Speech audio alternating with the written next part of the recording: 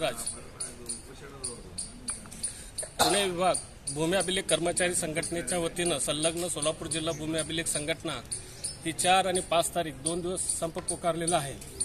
तर आमच्या मागण्या अशा आहेत की जे 25 दिवस जे संपात आम्ही सहभागी झालेलो होतो ते पगार आमचे झालेले नाहीत, तरी ते पगार आमचे होण्याबाबत, तसेच जे तांत्रिक जे महत्त्वाचा आमचा प्रश्न आहे की भूमी अभिलेख विभाग हा तांत्रिक विभाग झाला पाहिजे, तांत्रिक वेतन श्रेणी आम्हाला मिळालं पाहिजे।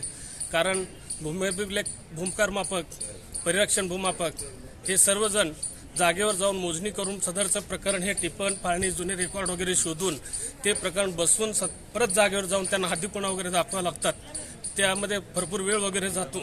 त्यामुळे आम्ही तांत्रिक वेतन श्रेणी मागणी केलेली आहे।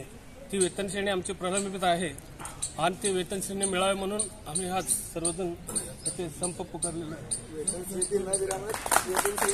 न दिल्यामुळे आज जी नवीन जे पदं भरलेले आहेत, जे इंजिनिअरिंगचे वगैरे, पूर्वी कसं होतं, जे लोक 10वी किंवा 12वी पास होत होते त्यांना त्या वेतन श्रेणीवर आम्हाला पगार मिळायचा। आता सध्याला या विभागामध्ये जे इंजिनियर आहेत, जे